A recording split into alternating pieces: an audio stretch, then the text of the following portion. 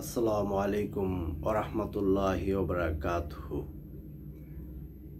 দর্শক, আজকে নতুন একটি ভিডিও আপনাদের সম্মুখে নিয়ে হাজির। ভিডিওটি হচ্ছে সম্পূর্ণ ভিন্ন সিস্টেমের, ভিন্ন রকমের। সেটা হলো নিজেই রোগী, নিজেই চিকিৎসক।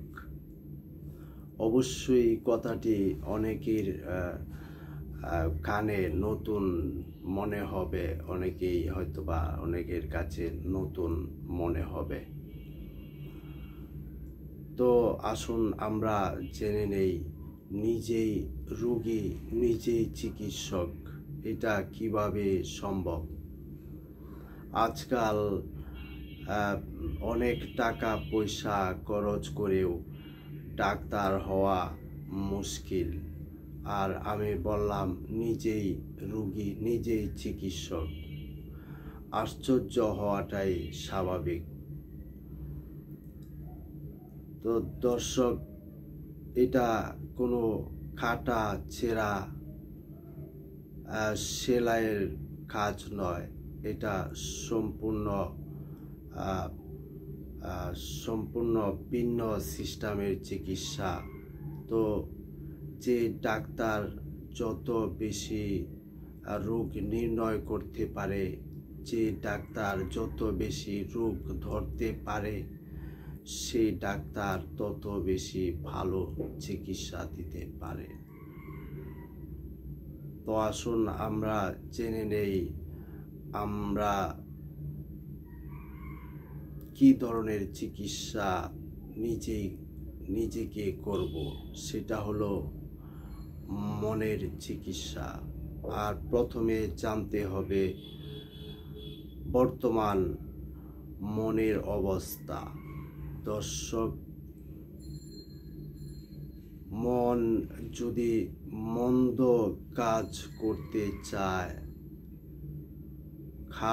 খারাপ কাজ করতে চায়, যদি খারাপের দিকে ছুটে যায়, তাহলে বুঝে নিতে হবে যে মন, অন্তর, কল্প এর চিকিৎসা নেওয়া অতি জরুরিভাবেই তার চিকিৎসা নিতে হবে। তো তার চিকিৎসা যেহেতু কাটা ছেঁড়া সেলাই করে হয় না, তাকে তো ধরাই যায় না, ছোঁয়াও যায় না, অতএব তার চিকিৎসা নিশ্চয়ই ভিন্ন।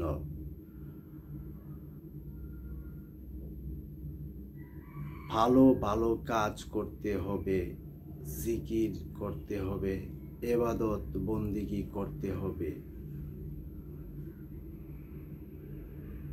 তওবা করতে হবে, তাহলে এই রোগের চিকিৎসা করা সম্ভব। দ্বিতীয়ত, মনের অবস্থা যদি এরকম হয়, ভালোর দিকে অর্ধেক, মন্দের দিকে অর্ধেক, অর্থাৎ মসজিদেও যায়, আবার সিনেমা হলেও যায়, সুদের কারবারও চলে, আবার মাহফিলেও যায়, এরা বুঝে নিতে হবে এই ধরনের মন অসুস্থ। আর অসুস্থ মনের চিকিৎসা হলো ভালো কাজের পরিমাণ বাড়িয়ে দিতে হবে, মন্দ কাজ কমিয়ে দিতে হবে, আল্লাহর কাছে তওবা করতে হবে, ভালো কাজ করতে হবে, ভালো সঙ্গ দিতে হবে, বন্ধু বানাতে হবে। আর অসুস্থ মন মৃত্যুর পরে কোনো ফায়দা দিবে না। এই অবস্থা, মৃত্যু হলে অসুস্থ মন নিয়ে মরতে হবে। তৃতীয়ত, যাদের মন একেবারেই শুধু ভালো কাজ করতে চায়, ভালো কাজ খুঁজে বেড়ায়,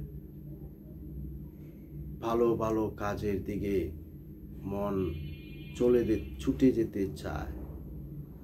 এদের মন সুস্থ, আর এই সুস্থ মন নিয়ে ঘরে বসে থাকলেই হবে না, বরং যারা অসুস্থ মনের অধিকারী, অন্যায় অবিচারে লিপ্ত, তাদেরকে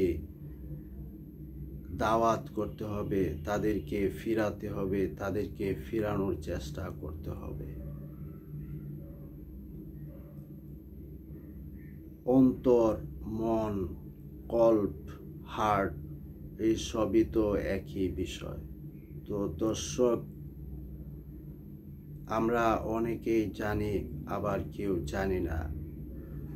মৃত্যুর পরে একান্তভাবে আপনার যে শরীরের যে অর্গান, অঙ্গ প্রত্যঙ্গ, হাত, পাও, কান, নাক, গলা, বুদ্ধি, কোনো কিছুই কাজে আসবে না।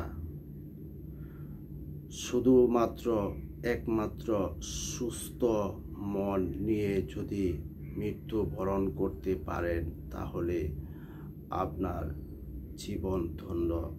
এই পবিত্র মন, পবিত্র কল্প আপনাকে ফায়দা দিতে থাকবে, আর সব কিছুই গলে পচে নষ্ট হয়ে যাবে, কিছুই থাকবে না। ধন্যবাদ।